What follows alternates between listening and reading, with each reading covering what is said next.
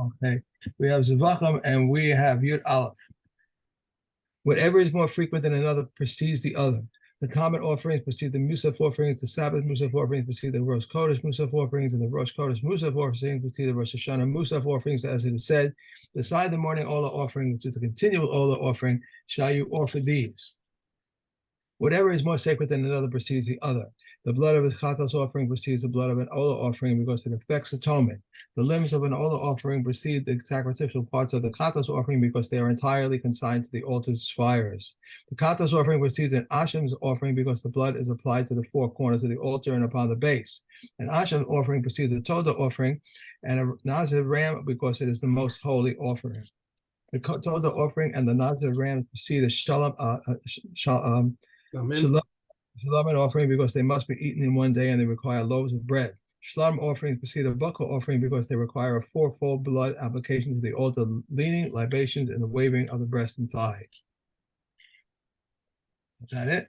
One more. The buckle offering precedes the masa offering because its sanctity begins at birth and is eaten by the kohanim.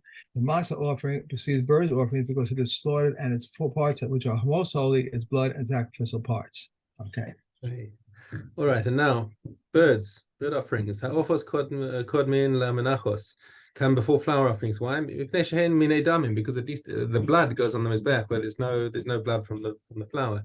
Minchas chote, the sin offering of a the mincha offering of a sinner. In other words, remember we have cases where the olive oil, depending on the person's financial means, he might, for example, if he became tameh in the mikdash. So there, if he was tamei and if he walked into the mikdash tamei, then he has to bring a korban olive yored, and it depends on his financial means. Now, if he's not wealthy at all, if he's poor, then he brings his offering purely from flour. But that comes before the mincha of a nadava. If somebody just wanted to bring a free will offering, if it's coming to atone for a sin, then it has a higher kedusha. Chatas ha'of kodemus le'olas ha'of. Now the sin offering of a bird comes before the burnt offering of a bird. And now why does that happen? So we used that in the previous Mishna to explain why Maaser comes before any kind of bird offering. You would have thought that, at least an ola of a bird offering goes entirely on the mizbech, so maybe that comes before Maaser. But we see an explicit pasuk actually that says V'ikrives asher lechatas rishona. The pasuk says that the one that's for a chatas comes first. The Torah leaves no room for doubt here. It's an explicit gezeres hakasuf that the chatas comes first, and then comes the ola. So the chatas comes before the ola. Okay, that means that we judge that the maaser which comes before the chatas also must come before the ola sof. Okay, and all these orders of precedence are the same when it comes to being makdish. I was saying, at one point this was called an animal. Now you've got a number of offerings. So what's the proper way of declaring harez or shlamim, harez or whatever ola? You do them in the same order as you would as all this order of precedence. Whatever's first, what's more tadir. If you have more tadir, then you do more tadir, and if you have more kadosh, then you makdish whatever's more kadosh first. Yeah. Hey. Kol hachataos shebatorah kodmos la'ashamos. So any case where you've got a chatas next to an asham, the chatas always comes first. Why is that? Chutz mi asham. Okay, why is that? Because the chatas has got more applications of blood around the mizbeach. We said. Okay. Now, except what case does the asham come first? The asham of the mitzorah. So the guilt offering of the mitzorah is the first one because that is actually coming to make him kosher, to enable him to walk into the mikdash to bring the rest of his offerings. So that one has a higher level of precedence, even though he has a chatas among his other things. So first has the asham. The asham has to be shechted first, and then he's allowed to carry on with the rest of his offerings. Kol ha'ashamos shebatorah b'nei shtayim. General rule with the Korban Asham is that they have to be 2 years old. That we saw that in a pasuk. Vahevi keves ben shnaso leasham is the general rule with an asham, except ubayin bekesef shekalim, and it has to be worth 2 shekalim. Okay, chutz me'asham nazir u'me'asham metzora, except for the nazir and the metzora who also bring a guilt offering. However, over there it explicitly states by them that they are 1 year old. Shehen ba'in b'nei shnasan ve'enan ba'in bekesef shekalim. Once you've taken it out of the klal of the general rule of what an asham should be. So by the pasuk saying that this is it says explicitly takes it out of the klal. So therefore we now remove the requirement of the value of 2 shkalim. So that's for the nazir and for the metzora. Okay, and vav kashem shehen kodmin b'hakravasan kachen kodmin b'achilasan. So we say just like the same order of precedence that we have with the sacrificing also applies to achila, to eating. Okay, kachen kodmin b'achilasan shlamim shel emesh. Now, what happens if you've got 2 sets of shlamim? You've got shlamim that was shechted yesterday and shlamim that was shechted today. Now, both of them can be eaten today because shlamim's got a 2-day limit. So obviously, the logical thing is to say, shlamim shel emesh kodmin, the ones that were shechted yesterday, you got to eat now to make sure that they don't get spoiled. Try and minimize the amount of loss. You've got more of a deadline on those. Okay, any project manager would tell you that one. Okay, shlamim shel emesh v'chatas ve'asham shel hayom. Okay, but now the project manager is going to have a problem over here because we're going to have an argument about this. What happens if you've got shlamim of yesterday and a chatas or an asham of today, which has got a 1-day limit? Okay, and they can go up to, but the chatas and the asham have got until midnight tonight, whereas the shlamim of yesterday has got until sunset. Okay, so what do we do? Rabbi Meir says, "Shel emesh kodmin." So eat the ones that are from yesterday because we don't want them to spoil. Rabbi Meir is being the project manager and saying, let's try and to make sure that this gets finished. This one gets finished properly, and then we've got more time to deal with the chatas and the asham later. Chachamim omrim hachatas kodemes mipnei shehi kodshe kodshim. This is now a conflict between kedushas. If the shlamim spoil, let them spoil. But when you got kodshe kodshim, you got to give them precedence. And halacha follows the chachamim. Okay.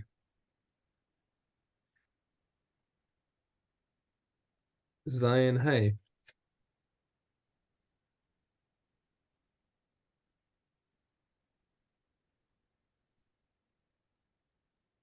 Oh, I'm sorry. That's you. You're in Zayin Hey. Sorry. Oh, Zion Hay is actually where we stopped. I know you're Zion, we stopped there. I'm sorry. Sorry. Okay. Backwards. Okay. A bird, all of which one made above in the matter of an olive offering. We're in Mishna Hay. Perek Zayin Mishna Hay. Oh, come on. If he performed a lika with the left hand or at night, and he slaughtered a non-sacred bird inside the courtyard or an offering outside it, these do not contaminate with tumah via the throat.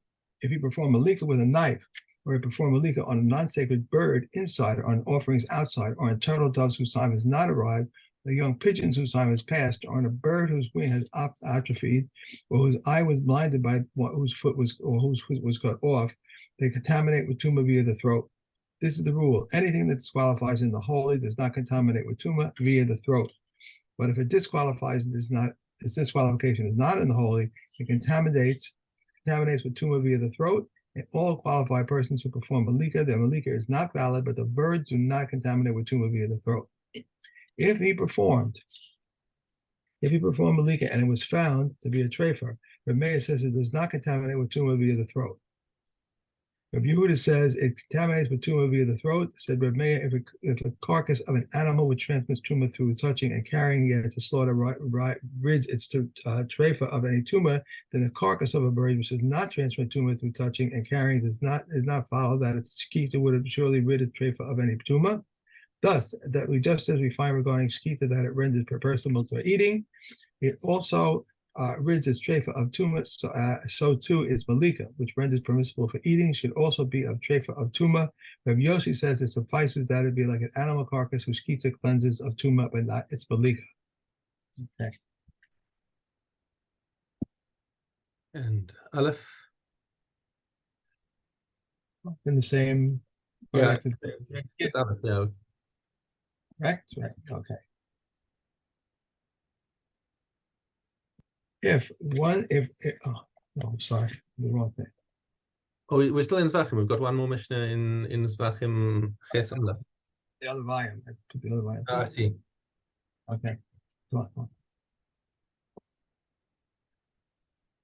All sacrifices which have been slaughtered for a designation other than their own are valid, but they are not credited to the owner of. No, you're in Aleph. That's that. We want Ches. We're in volume 2. I don't think there's a volume. Yes, the volume. Oh wait. I'm sorry. Messed this up again. If any sacrifices became mixed with carcass offerings that must be left to die, or with an ox that must be stoned, even if it only 1 in 10,000, they must all be left to die. If they became mixed with an ox with which a sin has been contaminated, either an ox that was killed the person according to the evidence of one witness, or the evidence of his owner, or the animal that has committed an act of bestiality, or an animal which an act of bestiality was being performed, or an animal designated for idolatrous sacrifice of one who has been worshipped, or it became mixed with a harlot's payment, or a dog's exchange, or a mixed breed, or a trade for, or an animal that born by cesarean section, they should be left to pasture until they become blemished, after which they should be sold with the money of the most expensive of them, and they should bring the same kind of offering. If it mixed with unblemished consecrated animals, the consecrated animals should be sold to those unconsecrated animals should be sold to those in need of that kind of offering. Okay. Okay. Avos. Okay. Hey. 10 miracles were performed for our ancestors in the Holy Temple. No woman ever miscarried because of the fragrant smell of the sacrificial meats. The sacrificial meats never became spoiled. The fly was never seen in the temple butchering area. Some of the swords never occurred to the Kohen Gadol on Yom Kippur. The rains never extinguished the fires of the altar fire, and the winds never overcame the column of smoke rising from the top of the altar. No cause for qualification was ever found in the Omer and the Shtei HaLechem or the Lechem upon him. They who assembled in the temple would be standing crowded together, yet prostrated themselves in ample space. No snake nor scorpion ever harmed anyone in Jerusalem, and no man ever said to his friend, "The space is too restricted for me to stay in Jerusalem." 10 things were created on the first Sabbath at twilight, and these are they: the opening of the first mouth, the opening of the mouth of Miriam's well, the mouth of the donkey, the mouth of the rainbow, the manna, the staff, the Shemaiah worm, the script of the reading, and the tablets. Some say also the destructive spirits, Moshe's burial place, and the ram of our father Avram. And some say also the first man-made tongues were made with heavenly tongues. And 7 things are found in a crude person, and 7 in a wise. A wise person does not speak before someone who is greater than himself in wisdom or in number, or he does not interrupt the words of his friend, and he does not hasten to answer. He asks relevant questions and answers appropriately. He discusses first things first and last things last about that which is not heard. He has not heard. He says, "I have not heard," and he concedes the truth, and the opposite is found in a crude person. Okay. Makos. Gimel Yud Aleph. They may not assess them with any but lashes, but they divided by 3. If they assessed him to be able to endure 40 lashes, and he was flogged, some of them, and they said that he was unable to endure 40, he is exempt.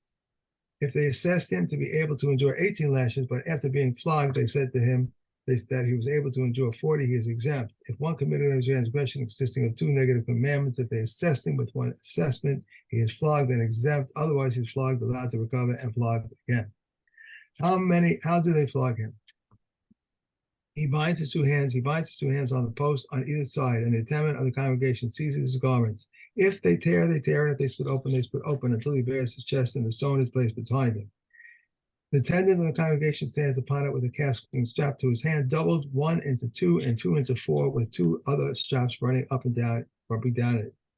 Its handle should be a handbreadth and its width a handbreadth, and its tip should reach the navel. It strikes 1/3 of the lash in the front, 2/3 in the back, and does not strike him either standing or sitting, but bent over, as it is said, and the judge shall make him fall. And the flogger strikes with one hand with all his might. Okay. The read. That's it. That's it. And we are in the Tubas.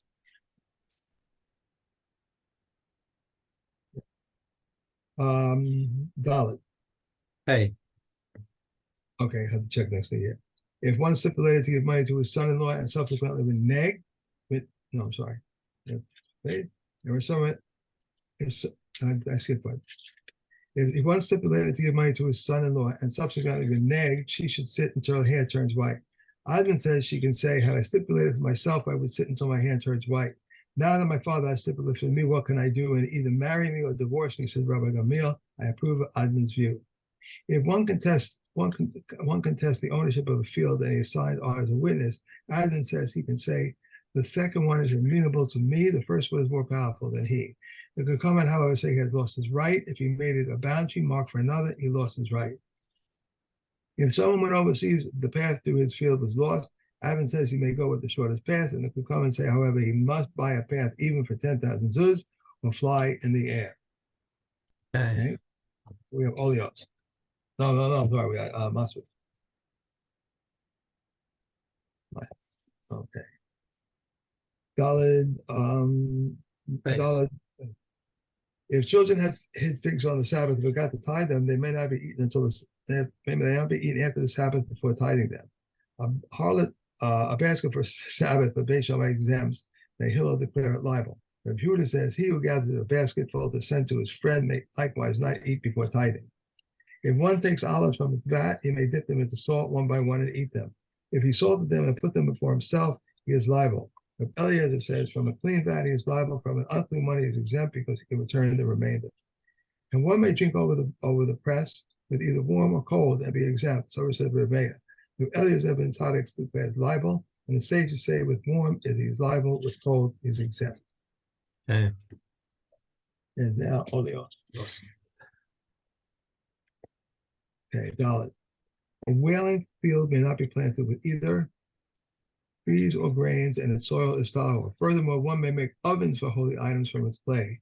Beit Shammai and Beit Hillel agree that we check for bone fragments for one making the Pesach offering, but we do not check for one who eats truma. As far as the Nazir is concerned, Beit Shammai says we check it, and Beit Hillel says we do not check it. How does he check? He brings earth that can be moved and places it in a sifter with very thin holes and crumbles any clods. If there was a bone the size of a barley cone was found, the person becomes tummy. How do they make a basic pras tahor? One removes 3 handbreadths from it, or one places 3 handbreadths on top of it, and he removes 3 handbreadths, or top of it, if he removed 3 handbreadths from one half and placed 3 handbreadths on top of the other half, he is tahor. Reb Shimon says, even if he removed a handbreadth and a half, or he placed on top of a handbreadth and a half from a different place, he's tahor. If the basic pras is played with stones are large enough that they cannot be moved, it is tahor. And Reb Shimon says, even someone who holds the basic pras makes it tahor. Someone who walks to a basic pras on stones that he does not cause to move, or a person or an animal that are very strong, is tahor. However, someone who walks to a basic pras on stones that he causes to move, or on a person or an animal that is not strong, is tameh. Someone who walks in the land of the nations, or mountainsides, or mountains or rocks that is tameh, in the sea or on the silt, is tahor. What is silt? Any place to which the sea rises to its fury. Okay, clearly done. Good. Have a great day. Enjoy. Thank you. Cheers.